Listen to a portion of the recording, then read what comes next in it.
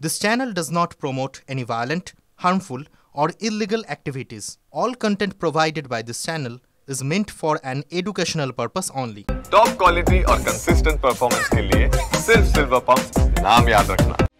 ভারতীয় নৌসেনা ও কোস্টগার্ডের হাতে উচ্চমানের রণতরী তুলে দিতে চলেছে গার্ডেন রিচ শিপ বিল্ডার্স। সম্পন্ন হলো তার ট্রায়াল, একেবারে প্রস্তুত সেই দুই রণতরী। Garden Reach Ship Builders and ইঞ্জিনিয়ার্সের তরফ থেকে জানানো হয়েছে গত 23 মার্চ সি ট্রায়াল সফল হয়েছে।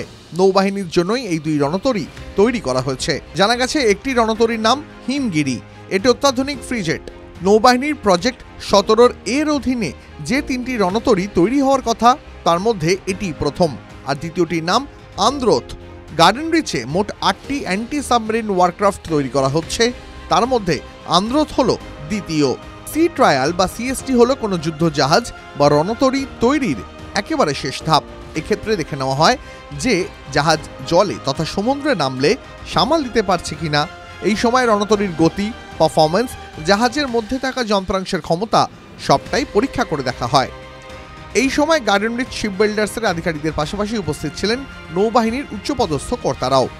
এই দুই রণতরী কবেই নৌবাহিনীর হাতে তুলে দেওয়া হবে তা এখনও স্পষ্ট নয়, তবে সম্প্রতি আইএনএস আরনালা এর ট্রায়ালও সম্পন্ন হয়েছে, সেটি কিছুদিনের মধ্যেই নৌবাহিনীর হাতে তুলে দেওয়া হবে। টিভি9 বাংলা ডিজিটাল।